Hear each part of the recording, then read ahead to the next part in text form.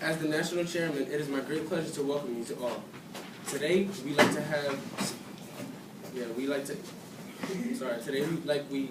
since our party's founding in 1854, we gather to choose a leader for our national party. While the convention is a celebration of our leaders, our values, and our beliefs, it also serves as a beautiful reminder of our democratic system. When our founders gathered in 1787 to establish our government, many were unsure it would work. Now, nearly 228 years later, we gather once more to test our democratic experiment. Our members continue to prove that we live in the best country in the world. It is my great pleasure to begin our convention by introducing Governor Jack Walker, the former governor of Louisiana. Jack Walker, while in office, oversaw the largest economic expansion in history. Everyone had a job. Everyone was making money. Because of his charity work, there is no end to Jack Walker Help Me stories. Please give a round of applause for the first Republican nominee, Jack Walker.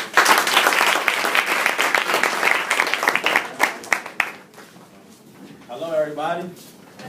What's up? How you doing today? All right. Let's begin. Good afternoon. I am Governor Jack Walker, and I'd like to take this time to thank each and every one of you for coming out and joining us on this very special day. I understand you all have busy lives and went out on your way to be here today, so thank you. I will not waste your time today by telling you things I want to do to make sure America stays safe. I'm going to tell you things I'm going to do. Republican Caroline Sawyer and I both have the best intentions and care for the people, but who doesn't? It's about how we intend on going about it. I want to be sure everyone lives the best life they can. Everybody lives the best life they can with a stable job, a healthy family, and the best education possible. My main focus on you, the people of America. It has come to my understanding that we Republicans have been labeled as the party of no, even though I don't quite understand how that could be true. And I'm also not certain how that could be bad future either. It is because I say no to terrorism, or is it because I say no to poor education? Is it because I say no to further damaging our earth? Shouldn't I be somewhat of a no person to be sure America is at its best? No, I do not like terrorism. So yes, I will make sure our national security is at its very finest. We cannot sleep on this issue. The American people lives are vital to me, so yes, I will do my absolute best to keep you out of harm's way.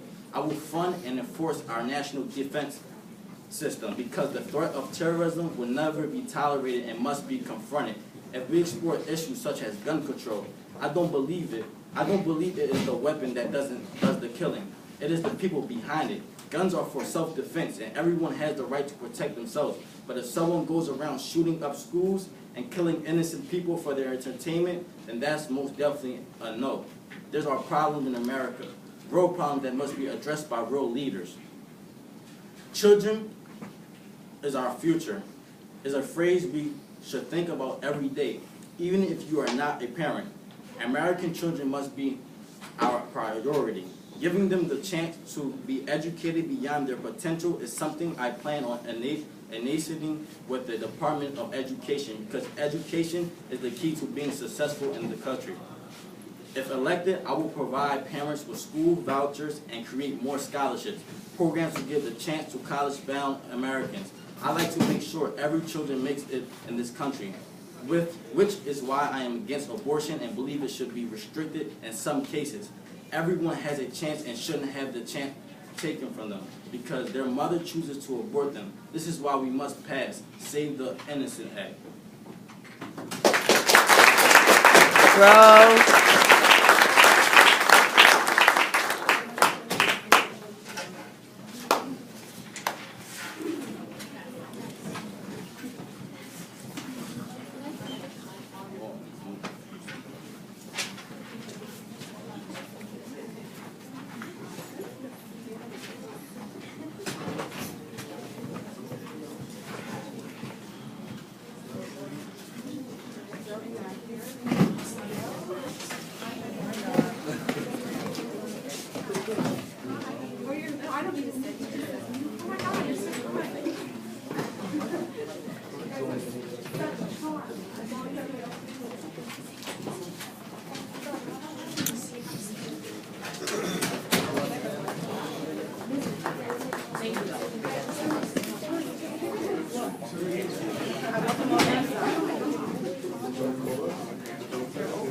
Bro. Thank you, Governor Walker, for your continued work, sacrifice, and dedication to the Republican ideals. Our next nominee is Caroline Sawyer. After running a Fortune 500 company, she took her argument to the local conservative airwaves and has been a prominent member of the local Tea Party movement. She's unexpected, and she has a dedicated group of followers who see her as the only true conservative in this race, at a time when liberalism is running amok. Please welcome Caroline Sawyer.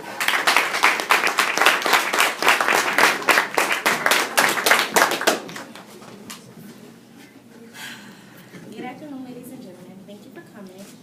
Before I begin, I would like to congratulate my fellow opponent, Governor Jack Walker, because as of this moment, I will be conceding from the Republican Party, and I will be running as a third-party candidate within the Libertarian Party. I want to start off by saying that I am not a career politician, but what I am is a hard-working businesswoman.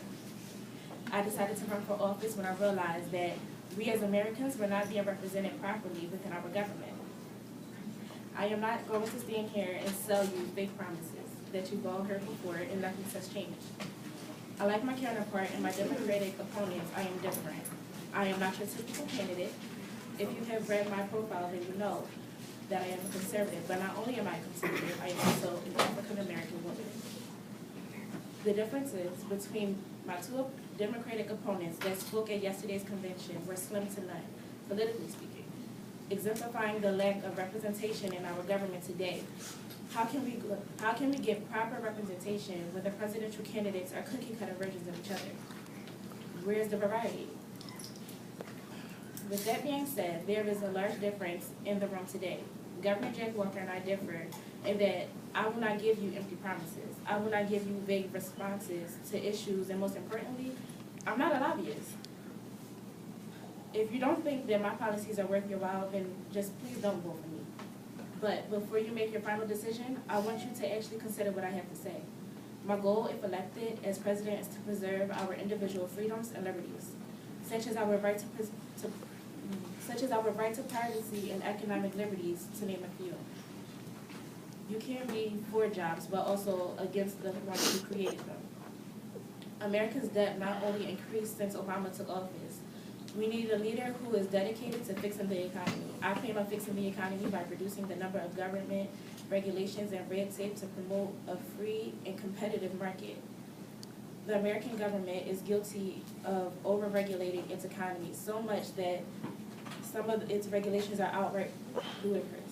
For instance, in Bethesda, Maryland, government shut down a children's lemonade stand because the kids didn't have a trading license.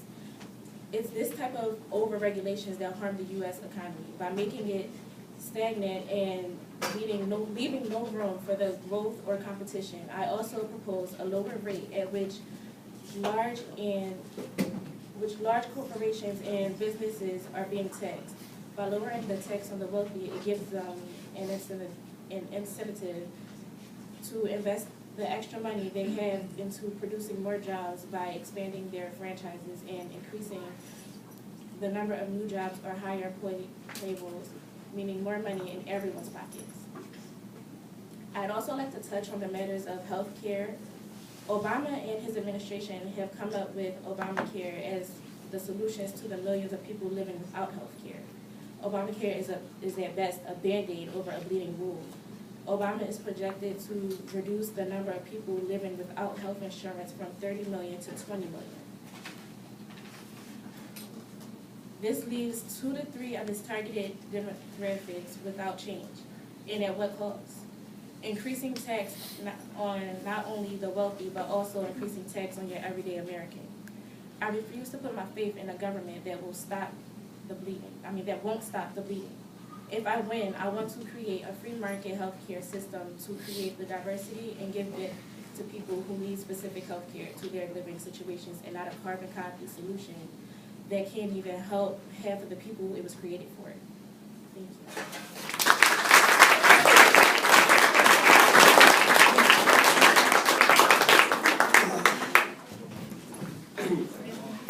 Ladies and gentlemen, this is a first in Republican convention.